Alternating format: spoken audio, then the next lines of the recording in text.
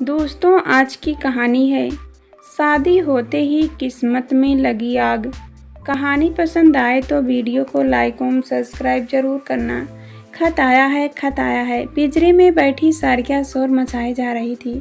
दोपहर के भोजन के बाद तनिक लेटी ही थी कि सारिका ने चीखना शुरू कर दिया तो जेठ की दोपहरी में कमरे की ठंडक छोड़ मुख्य द्वार तक जाना पड़ा।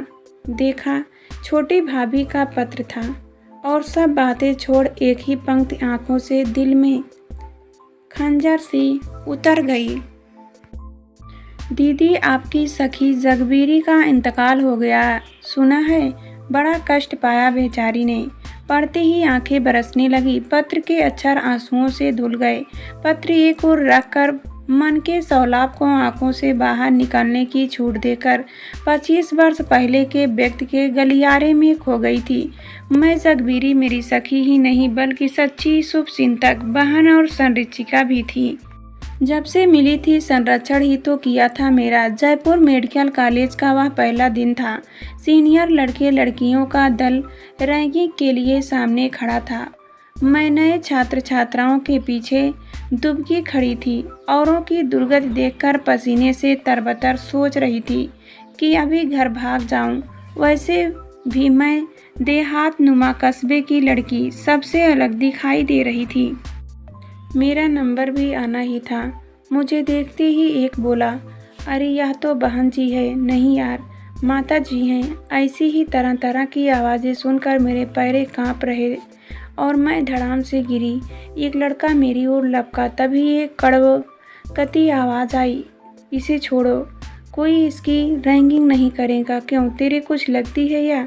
एक फैशनेबल तितली ने मुंह बनाकर पूछा तो तड़ाक से एक चाटा उसके गाल पर पड़ा। चलो भाई, इसके कान मुंह लगे, कहते हुए सब वहां से चले गए। मैंने अपनी तड़ारकर्ता को देखा। लड़कों जैसा डील डॉल पर लंबी बेड़ी बता रही थी कि वह लड़की है। उसने प्यार से मुझे उठाया, परिचय पूछा, फिर बोली, मेरा नाम जगबीरी है।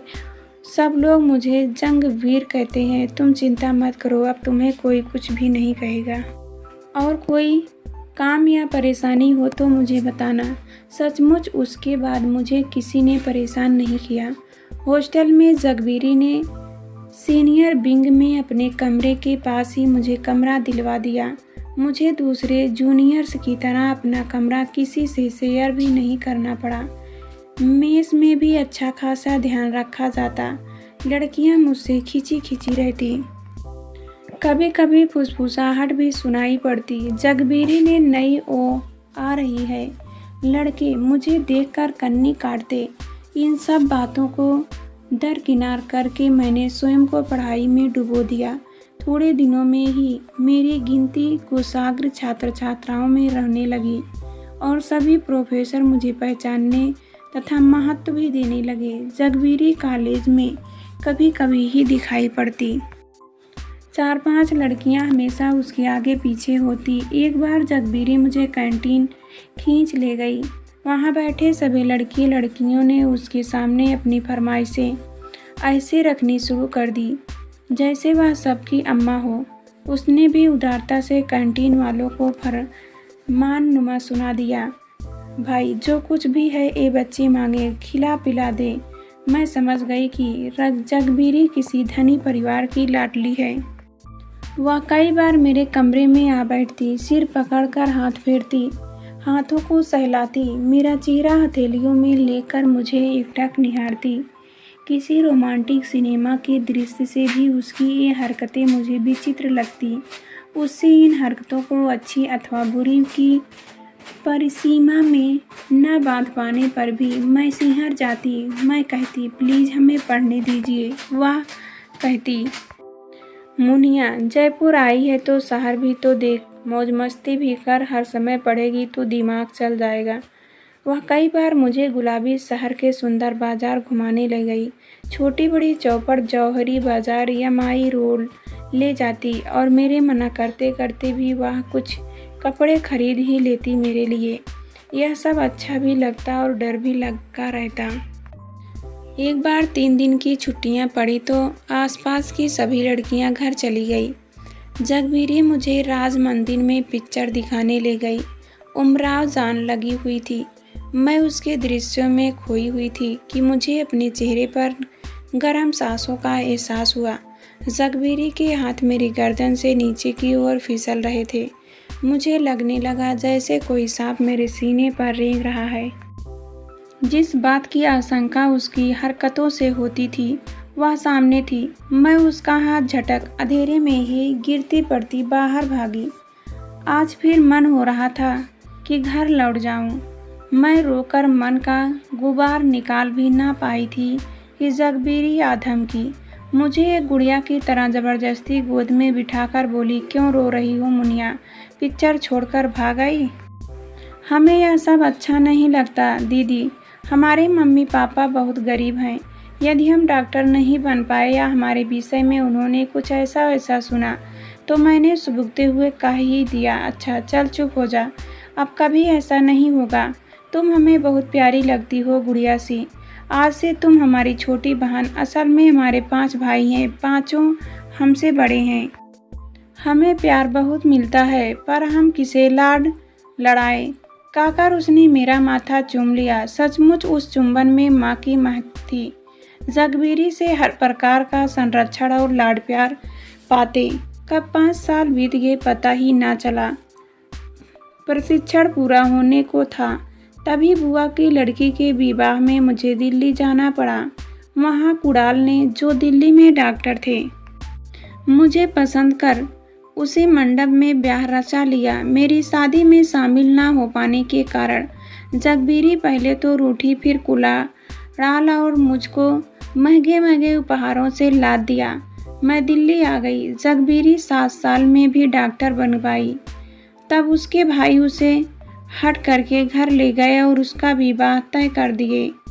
उसके विवाह ने निमंत्रण पत्र के साथ जगबीरी का स्नेह अनुरोध भरा लंबा सा पत्र भी था। मैंने कुणाल को बता रखा था कि यदि जगबीरी ना होती तो पहले दिन ही मैं कॉलेज से भाग आई होती।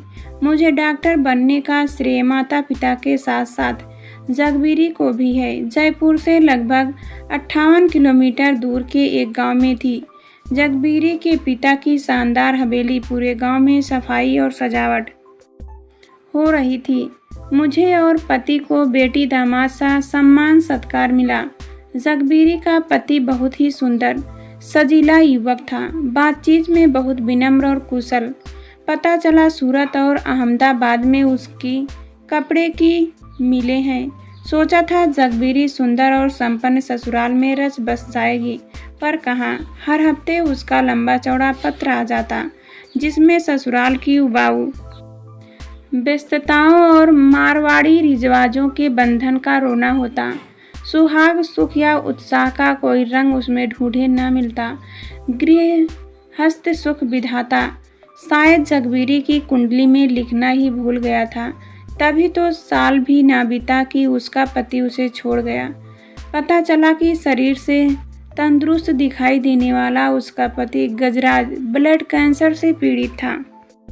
हर साल 6 महीने बाद चिकित्सक के लिए वह अमेरिका जाता था। अब भी वह विशेष आयुमान से पत्नी और डॉक्टर के साथ अमेरिका जा रहा था। रास्ते में ही उसे काल ने घेर लिया। सारा व्यापार जेठ संभालता था। मिलों और संपत्ति में हिस्सा देने के लिए वह जगबीरी से जो चाहता था वह तो शायद जगबीरी ने गजराज को भी नहीं दिया था। वह उसके लिए बनी ही कहाँ थी।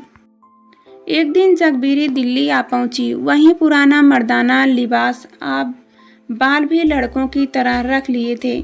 उसके व्यवहार में वैधव्य की कोई वेदना, उदासी या चिंता नहीं दिखी। मेरी बेटी मान्या साल भर की भी ना थी। उसके लिए हमने आया रखी हुई थी। जगबीरी जब आती तो 10-15 दिन से पहले न जाती। मेरी या कुणाल के ड्यूटी से लौटने तक वह आया को अपने पास उलझाए रखती। मान्या की इस उपेक्षा से कुणाल को बहुत क्रोधित आता। बुरा तो मुझे भी बहुत लगता था, पर जगबीरी के उपकार आदि याद कर चुप रह जाती।